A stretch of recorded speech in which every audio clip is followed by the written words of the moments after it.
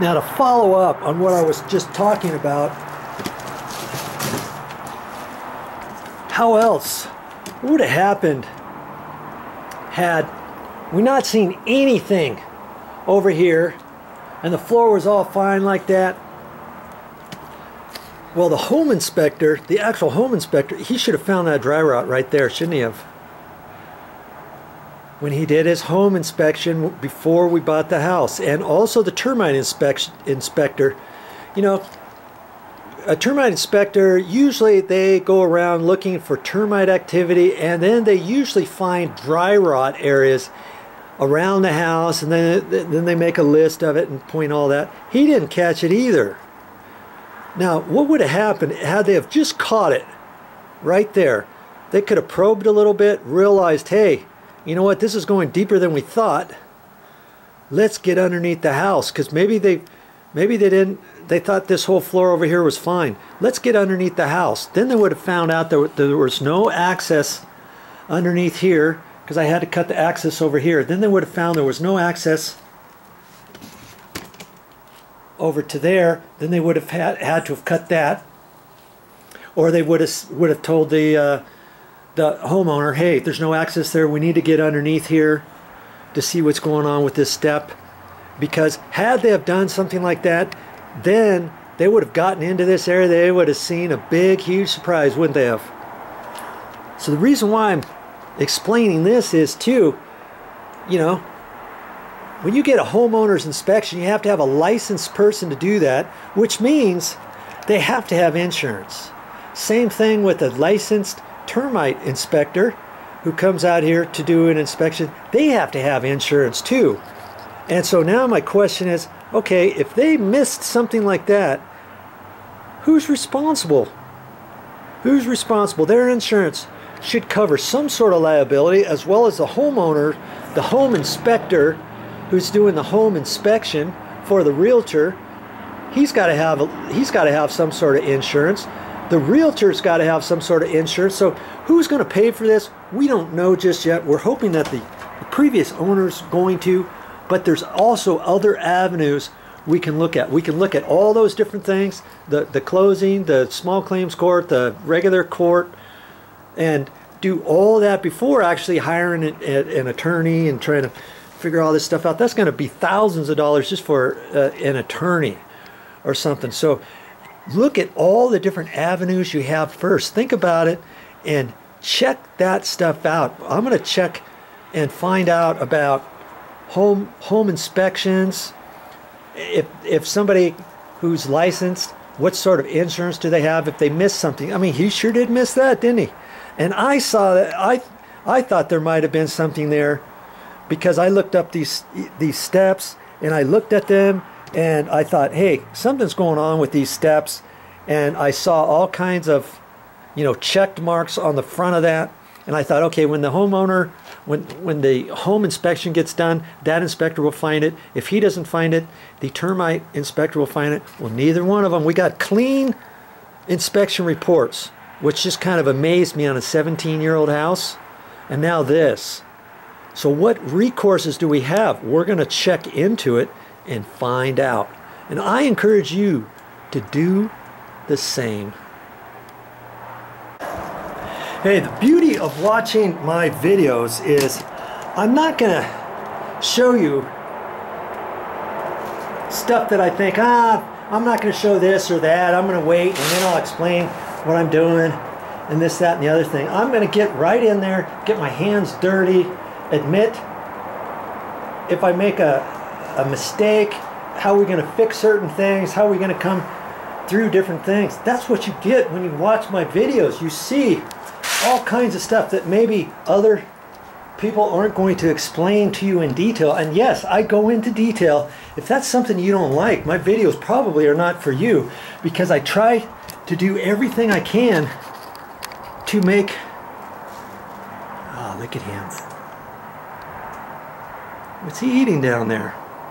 Oh, there's some quail right there, look. California quail. And there goes one of his babies.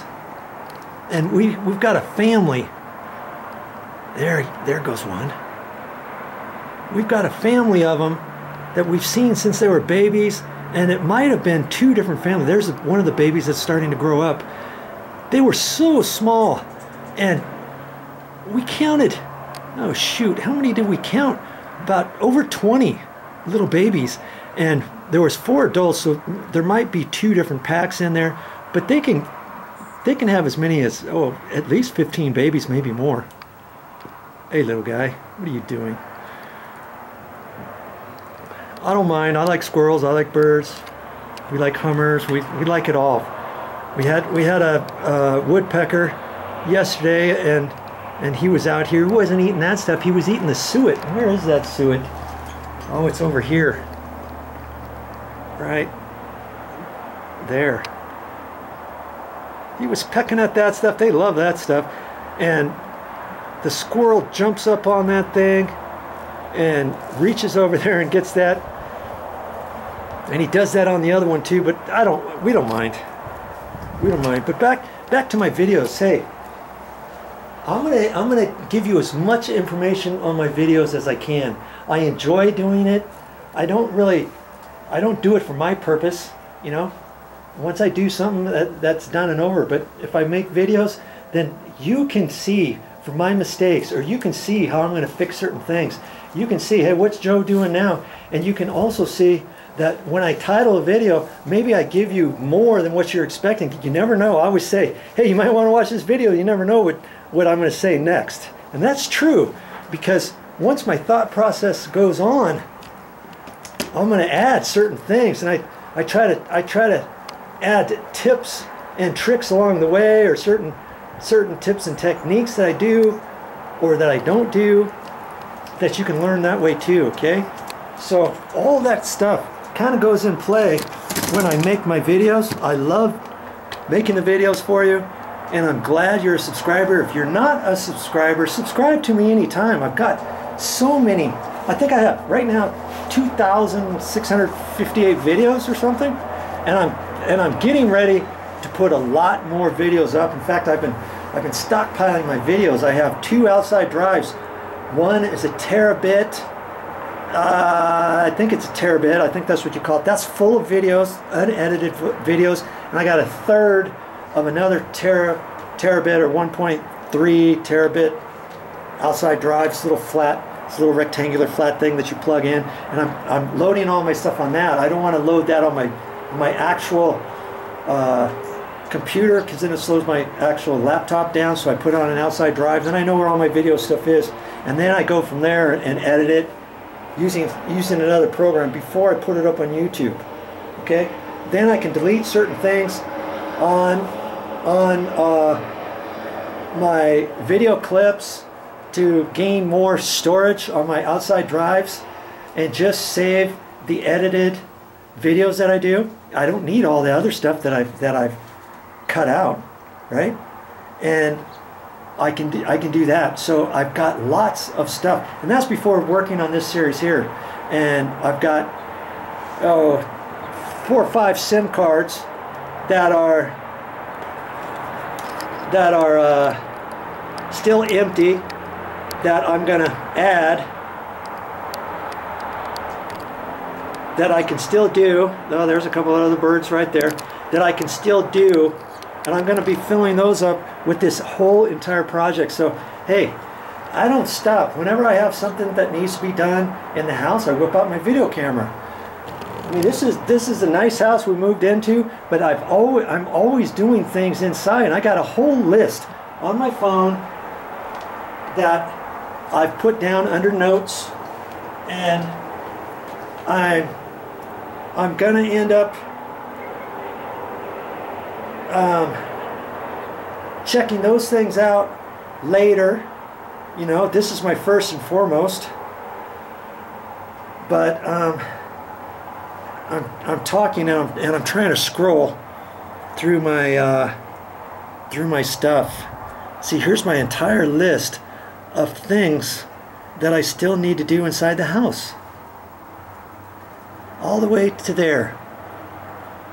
All that stuff is coming up, and anytime I do that stuff, I'm going to make videos of it, and you're going to learn all kinds of new things. And so after a while, I'll have, oh, I don't know, I probably have enough stuff to make another 1,000 videos.